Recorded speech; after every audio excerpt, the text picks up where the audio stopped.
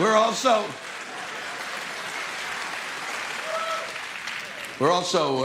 we're here at the Warner Theater because originally we were to perform at the Kennedy Center. Hoo-hoo.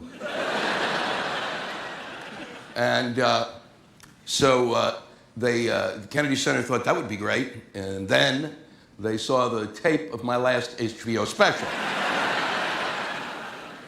And they called up HBO and said, "Do you know how many times Mr. Black said fuck?" And they said no, and they went 42. That meant there was some asshole in an office somewhere in the bowels of the Kennedy Center watching my performance going 1 fuck, 2 fucks.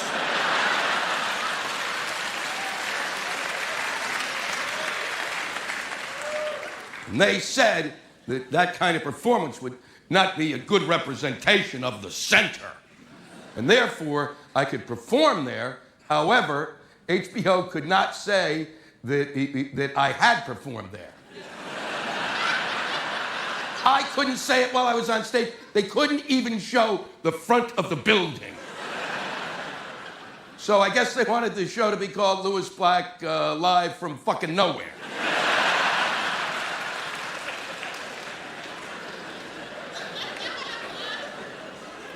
"42 fucks is too many. I wonder what the line is." 40 would have been fine, and then, oh no, he's gone crazy.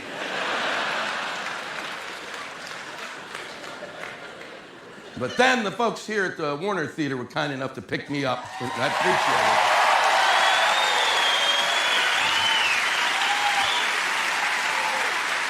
They have an 80 fuck limit here. I thought it was odd that the center wouldn't let me say fuck there, considering it's named after a guy who fucked everybody.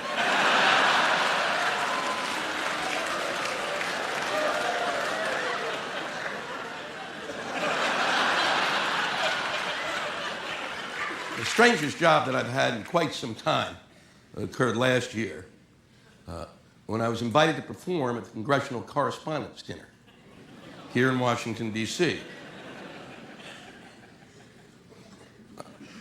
I couldn't believe they called. I said, "Have all the other comics died? Have you seen my act? What are you thinking? Do you want me to just come in and scare them? Boogie, boogie, boogie."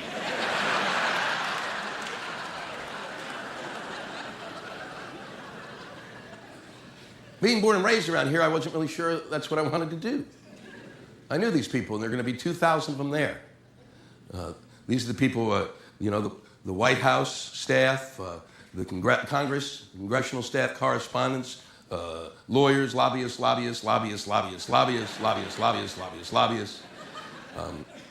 all of the movers and shakers here in Washington. And the President of the United States would be seated right here. I would be here, and he would be here. I would turn, and there'd be.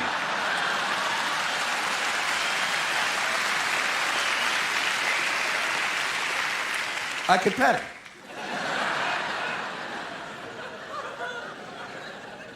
To give you an idea of the degree of difficulty of this gig, it is, and this is very graphic.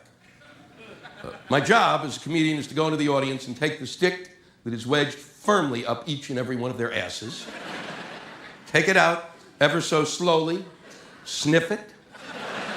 I told you. Place it back from whence it came, and then turn to them and go, "You're absolutely right. Your shit doesn't stick."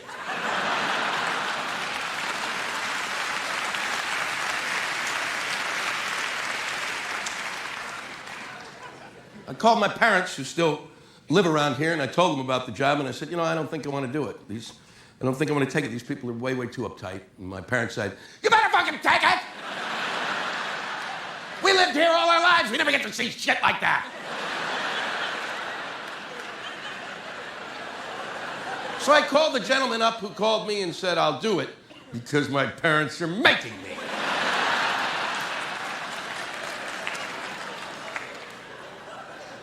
The first thing he said was, "You can't use any bad language."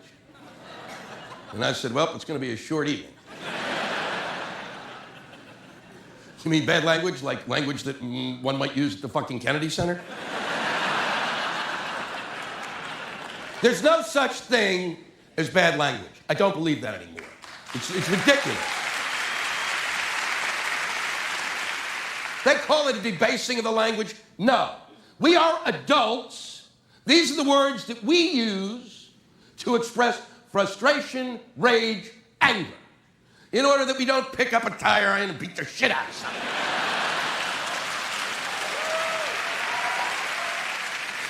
What do people say? What is the good language you're supposed to use that's supposed to help you overcome certain things? What do people say who don't use those words? Somebody who after 40 years loses their job, is fired, let's say, or let go, and they lose their pension and their welfare and their benefits. They lose everything. They sit on the couch all day going, oh, pussy feathers. Sassafras, sassafras, sassafras. I know you don't use bad language in front of these people. I understand that. Okay? Because these people are the movers and the shakers. These are the people who are our first line of defense when it comes to the terrorist threat. But the word shit makes them cry. Why did he say poopy? Why did he say poopy? The White House, it turned out, had called and wanted to know if I was going to bash the president. And I said I hadn't thought of it until just this moment.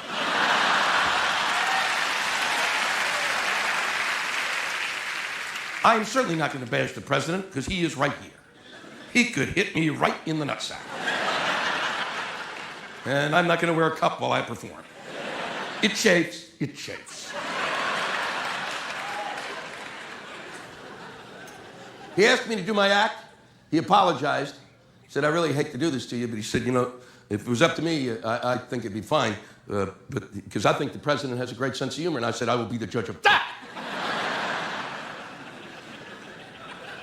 And then he said the reason he had to hear the act was because the president's handlers wanted to know what I was going to say in order to be sure that the president could handle it. That's the joke. I've got no joke. I've tried to come up with a joke, but it's the kind of thing you say it, and then it's like you eat too much ice cream and your head freezes and a tear. The president has handlers. I know that Bill Clinton had a handler. I know that, but handlers. The president has handlers? What is he, like a bear? What, do they need a big chunk of meat to get him from meeting to meeting? Come on. Come on. Let's go over here. We're going to Air Force One.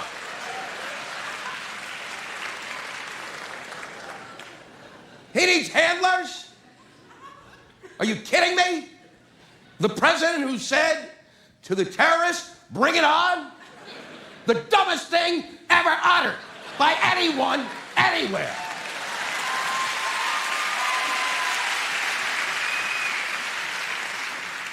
He's the president. He's the leader of the free world, and I am Schmucky the Clown. You're gonna tell me I could say something? And he would laugh so hard his head would start spinning and he'd be spitting up, and then he'd jump up and start going nuts and running around. Holy fuck, get the meat! Somebody get the meat! Jesus, get the meat already! Look, he's out in the audience, he's biting Democrats. I arrived in Washington, D.C., and I went to the Hilton where it was taking place, and they said that the president wouldn't be able to be there that evening because he had to leave to go to the funeral of the Pope, who had just recently passed away. And at that point, I, a Jew, felt that the Pope should be nominated for sainthood. Because he had performed a miracle.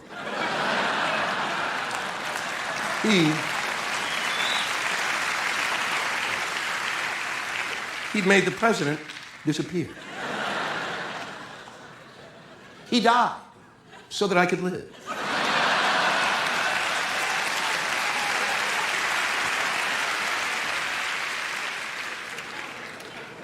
They then told me that since the president couldn't make it, that Vice President Cheney would be there instead. That is exactly the same sound that was inside my head. Only it was much louder, and in the background, 10,000 chimps were shitting. Now I've got Vice President Cheney. Holy fuck. I guess the Pope knew I was a Jew.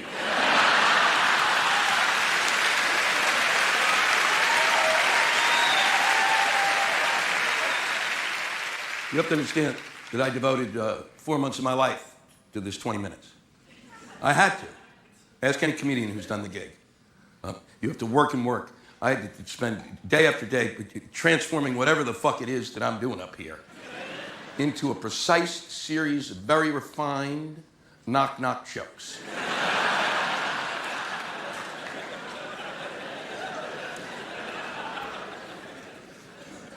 The room that I was performing in was the room that my senior prom was in. And so I opened with the following line. I said that I feel exactly the same way that I felt at the night of my prom. That I'm wearing a tuxedo, I feel awkward, and once again, I'm not going to get lucky. If you were the adults, you would have said laid. Laid is the reason you laugh at Lucky. You don't go, Lucky, well, I guess he's playing Yahtzee.